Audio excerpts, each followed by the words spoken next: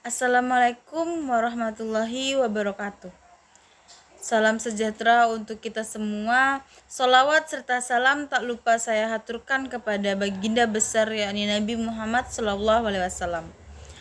Perkenalkan, nama saya Dewi Nurmaya dari UPBJJ Pontianak. Saya akan membahas mengenai coronavirus. Coronavirus adalah kumpulan virus yang menginfeksi sistem pernafasan pada banyak kasus. Virus ini hanya menyebabkan infeksi pernafasan ringan seperti flu.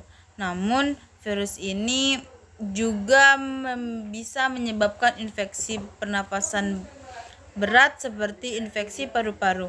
Bagaimana cara penyebarannya? Cara penyebaran virus dapat menyebar dari mulut ataupun hidung orang yang terinfeksi melalui partikel cairan kecil ketika orang tersebut batuk, bersin, berbicara, bernyanyi, maupun bernafas.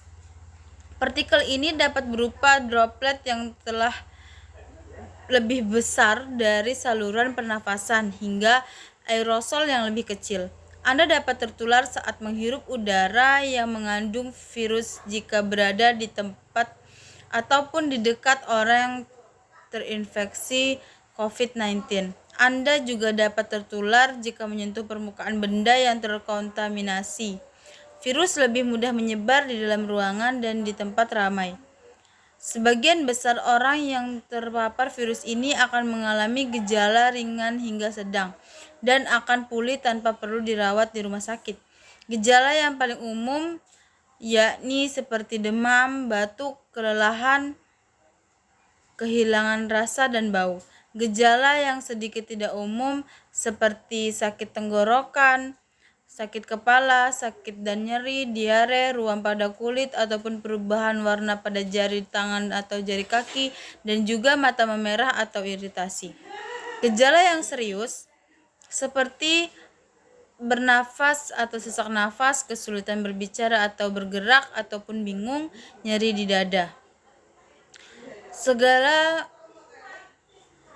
Cari cara bantuan medis jika Anda mengalami gejala serius. Selain hubungi dokter dan juga fasilitas kesehatan sebelum mengunjunginya. Orang dengan gejala ringan yang dinyatakan sehat harus melakukan perawatan mandiri di rumah. Rata-rata gejala akan muncul ketika 5-6 hari setelah seseorang pertama kali terinfeksi.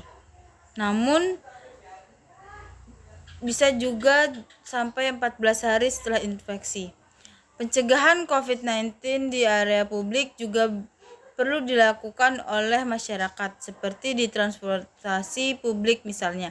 Bila kondisi tidak sehat, jangan mengemudikan kendaraan dan segera periksa di puskesmas terdekat. Bagi penumpang yang demam, batuk atau flu, menggunakan masker. Bila penumpang dengan gejala mirip flu, sarankan untuk mengenakan masker. Yang selanjutnya di instansi pendidikan yang dilakukan melalui berkoordinasi dengan dinas kesehatan setempat. Kegiatan belajar melalui online memberikan tugas yang beragam agar tidak bosan di rumah.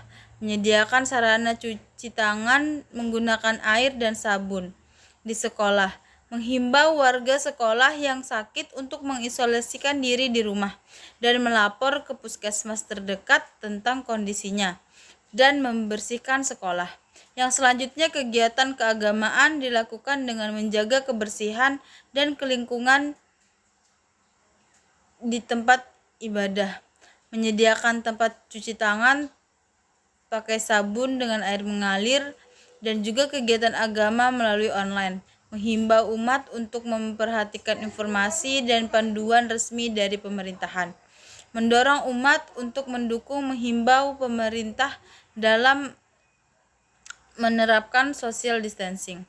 Yang selanjutnya di pusat perbelanjaan dilakukan dengan cara pemeriksaan suhu tubuh sebelum memasuki area perbelanjaan, menjaga jarak minimal 1 hingga 2 meter dengan orang yang lain saat berbelanja.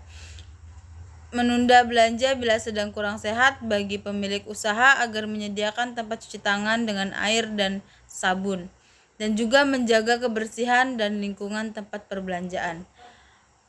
Hanya itu yang dapat saya sampaikan. Kurangnya saya mohon maaf. Wassalamualaikum warahmatullahi wabarakatuh.